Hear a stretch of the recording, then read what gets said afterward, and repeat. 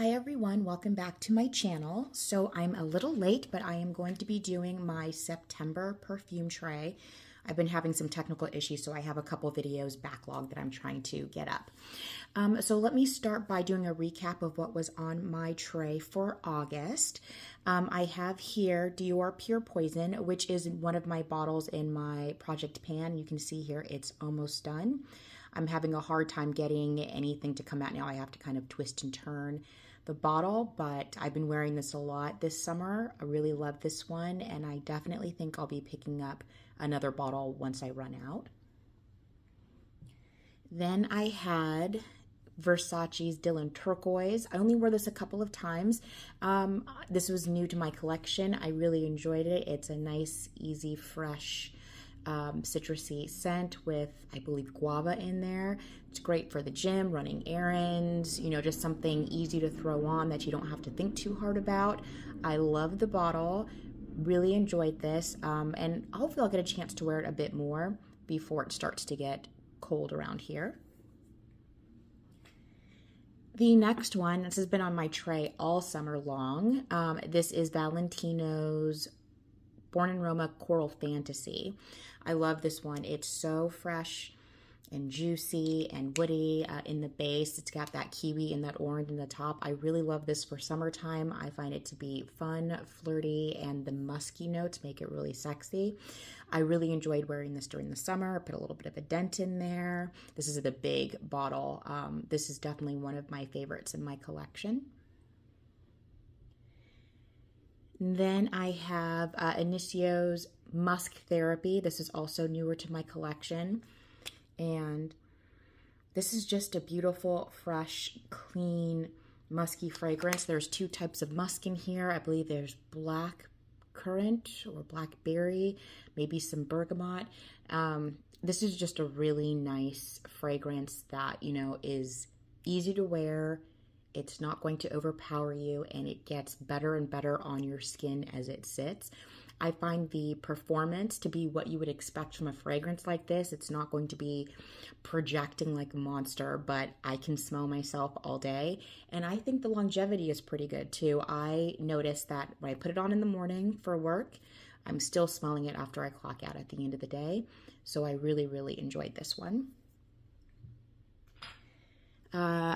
Then I had Juliet Has a Gun Pear Ink. I got a few wears out of this one too. I'll turn it up down so you can see the dent in there. I love this one. This is also, you know, a musky fragrance. I think the main note is ambroxan. It has pear, maybe ambretolide, I believe. I can't remember what else is in here. But this is another fresh, clean, musky fragrance that's easy to wear. I'm one of the lucky people that smells the pear throughout. I get really good performance out of this usually. I wore this the other day, put it on around 8-ish in the morning, and still smelled it on my skin by like 5 p.m. So I can't complain. Then I have this one. This is L'Odyssey by Miyake. And this one I think I only wore once or twice. Got a compliment on it. It's not my favorite, but it is a nice, fresh, aquatic, easy to wear perfume. I think this is, it smells like it was made back in like maybe the early 2000s. I'm not sure when it was actually made. So this one is something I have to be in the mood for, but it is an easy reach. I do enjoy it, and this is one that once it's been on my skin for a little bit and really settled, I really actually do enjoy it quite a bit. Then I have this. This is Parfums de Marly. This is Delina La Rosée. This has also been on my tray all summer long. I love this fragrance. It smells like Delina, but an aquatic version. It's still strong. It still projects. It still has really great performance. You get pear and lychee. I think the rhubarb is gone, so you don't get that really tart opening, but you still get a fresh burst of that juicy fruitness. And then the floral notes, like the rose. I think there's like water peony or something in there. And then there's some woody notes in the base, and I believe some musk. And this is really gorgeous. got compliments almost every single time I wore this out and about with people. And then the last two here are Sol de Janeiro. So I've got the Jarosa 40 and 68. This is one that I actually do wear year round, but it was on my tray all summer long. This has got black amber plum. It's got vanilla. I find it to be a very nice sensual scent for a body mist. It has decent performance, good price. I waited, to get a sale on Sephora, or you can wait till the actual company is running a site and a sale on their site, and you can get a pretty good deal on it. I didn't wear these as much as I thought I would, but I still wore them pretty frequently. This one, for sure, more than this one. This one is really beautiful, and I like to layer them with the body creams and other perfumes. It is airy and sweet. Again, decent performance for what it is. I'm not expecting much from a body mist, but I'm going to take them off my tray now. I'll probably still reach for them, but I'm not going to be trying to, make an effort to reach for them quite as often. So now let's move on to the fragrances I'm going to be trying to focus on in the month of September. So the first one here is MFK's Gentle Fluidity Gold. I actually will be featuring this and another perfume that I'm about to talk about in hopefully my next video. This is one I'm going to have to refilm because I was having massive technical issues, very frustrating. This is a vanilla fragrance, and there's juniper berries, I believe maybe coriander, maybe amber, maybe some woody notes, I don't know, but it's very well blended. It's very beautiful, very classy, very elegant, sophisticated. It has good performance and longevity for the fact that it's not an overwhelmingly obnoxious, beast mode type of fragrance. I actually have already worn this and got a compliment from somebody when I was walking up the stairs to a building. So I thought, okay, let me put this on my tray and get some more wears out of it because I haven't been reaching for it. And that's a shame because it's very beautiful. The next one that will also be in that next video that I'm going to be talking about is Prada Paradoxe. I really like this fragrance. It smells really great. Smelling it from the cap right now, I really enjoy the way it smells. I never reach for this. Not sure why. I have worn it once already for this month, and I really enjoyed it. This is definitely an orange blossom fragrance. I'm not sure what the notes are. I don't know if there's pear in here. Something citrusy in the top, I think. Maybe orange, pear. I'm not sure. Maybe some vanilla in the base. This is just a nice, easy, pretty girl fragrance to wear. It smells great. It's good for a lot of different occasions. I hear a lot of people saying they like to wear it for the spring and summer. I'll have to test it out in the wintertime to see how it performs then too. But I will agree that this is a great, beautiful weather type of fragrance. So I'm going to try to wear this some more and get to know it a little bit better. The next one I am going to be putting on my tray is Mojave Ghost from Byredo. This is, I love this fragrance. It's kind of like pear ink in the sense that this is a musky fragrance with pear in the opening. I believe there is violet in here. So it has this very soft, subtle, powdery vibe to it, but it's that clean girl aesthetic type of fragrance. It's easy to wear.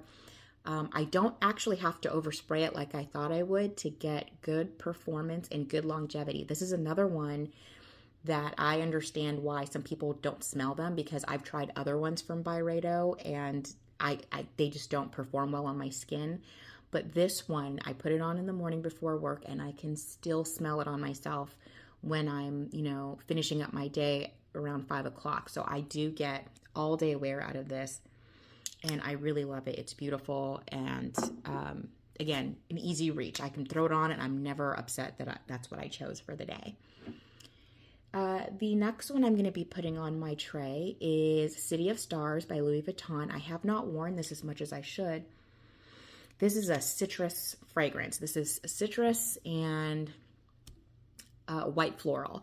So I think there's lime, lemon. I think there's orange. I know there's blood orange in here and tiare flower. I'm not sure if there's vanilla in the base. Let me see. Maybe. But this is, again, this is a citrusy, powdery, white floral fragrance. When I first spray it on, I get all those citrus notes, which I love. I love citrusy fragrances. But then once the tiare flower comes in, it starts to soften up and, smoothen out. The citruses are still there throughout the whole fragrance, but they really mellow out and play really well with the white floral that's in here.